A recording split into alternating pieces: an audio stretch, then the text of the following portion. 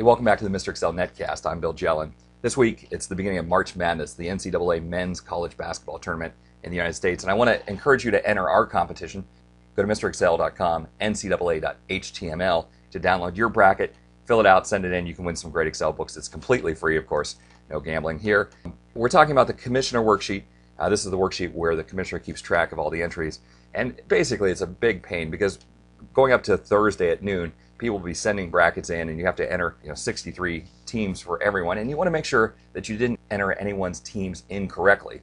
One thing that we have interesting in our commissioner spreadsheet is that we show the top seed and the bottom seed for each game.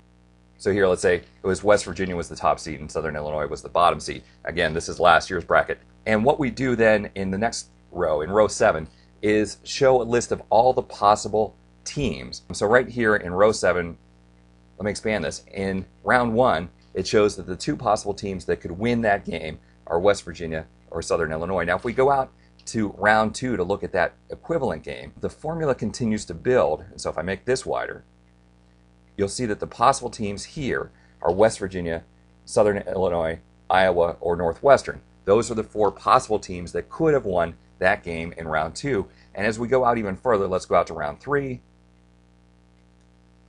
And make it a little bit wider, you'll see that there are 8 possible teams that could win that game. Now, as I fill in winners earlier in the bracket, this field that shows the possible will continue to narrow down.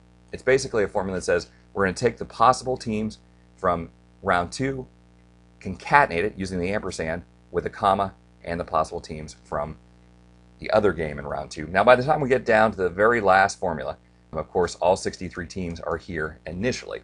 Well, that creates a real interesting opportunity for us to make sure that the codes that we've entered for each individual entry actually show up in that formula. Let me scroll all the way down to a work area that we have in the worksheet, and we're using a couple of interesting formulas. It's called the find formula. Basically, we're saying find this player's selection for game 1 in the list of possible selections for game 1.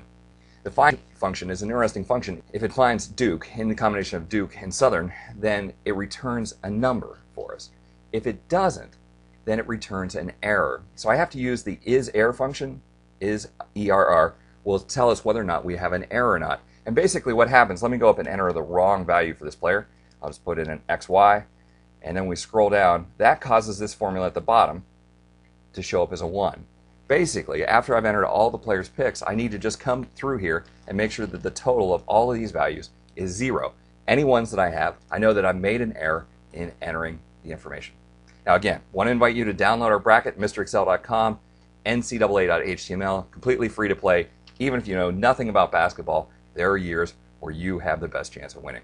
Thanks for stopping by. We'll see you tomorrow for another netcast from Mr. Excel.